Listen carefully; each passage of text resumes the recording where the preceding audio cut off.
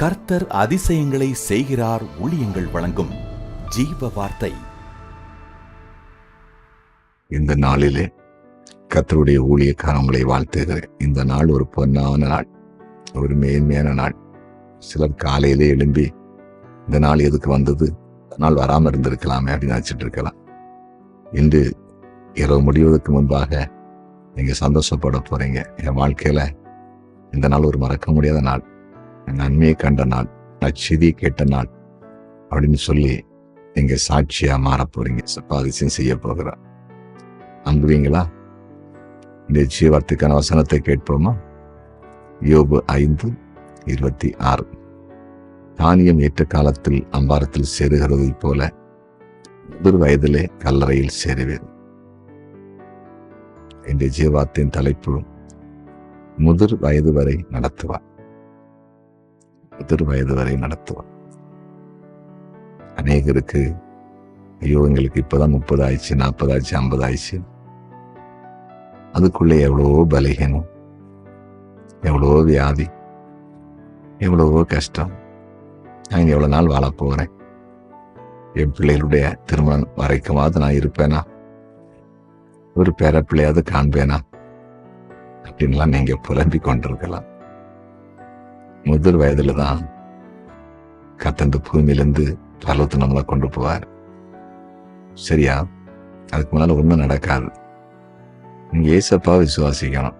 ஏசைக்கான ஒரு ராஜா வியாதிப்பட்டிருந்த பொழுது, ஆண்டவர் நோக்கி கண்ணீரோடு ஜெபித்த பொழுது, அந்த வியாதியை மாற்றி இந்த பூமியில மீண்டும் பல வருஷங்கள் வாழ வைத்தார். 15 வருஷம் வாழ வைத்தார். மறிக்க வேண்டிய மனிதன் மீண்டும் 15 வருஷம் குட்டி ஆயுசு நாட்களை கூட்டி கொடுத்தார். தேவனால முடியாத காரியம் ஒண்ணு இல்லை.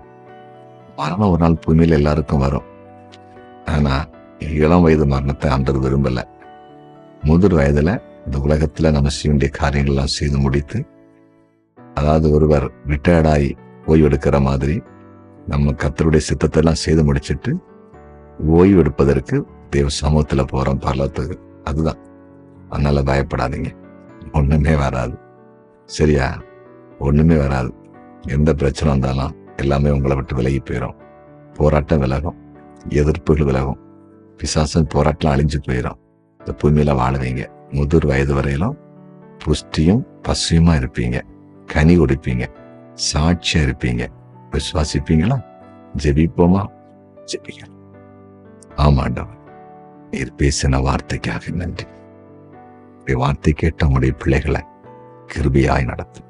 சுகம், வில்லன், ஆரோக்கியம், பாதுகாப்பு கொடுத்து முதிர் வயது வரைக்கும் இந்த பூமியில நீங்க நடத்தி நாமத்தை உயர்த்துவீரான். எந்த தீமையும் உடைய பிள்ளைகளுக்கு வராம காத்துக்குள்ள. விலகினப்பட்டவர்கள், வியாதிப்பட்டவர்கள், போராட்டத்தில் இருக்கிறவங்க, நெருக்கில் இருக்கிறவங்க எல்லாரையும் ஏசப்பா விடுதலையாக்கும்படியா ஜெபிக்கிறேன். பொல்லாத பிசாசின் தந்திரங்கள் உடைய பிள்ளைகளை விட்டு விலகட்டும். பிறந்த நாளை காண்க. ஒவ்வொருவரையும் ஆசீர்வதித்து ஜெபிக்கிறேன். ஆசீர்வாதமா இருக்கட்டும். திருமண நாளை காண்கிறேன். உடைய பிள்ளைகளை ஆசீர்வதிக்கிறேன்.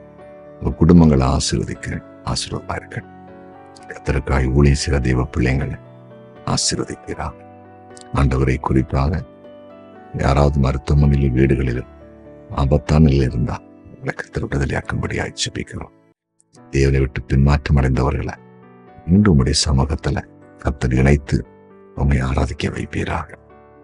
ஆண்டவரே, தேவனுக்கு ஊழியம் செய்கிற தேவ பிள்ளைகளுக்கு ஜெபிக்கிறோம். தேவ கிருபை அவளை சூழ்ந்து கொள்ளட்டும். இயேசுவின் நாமத்தில் பிதாவே, ஆமென்.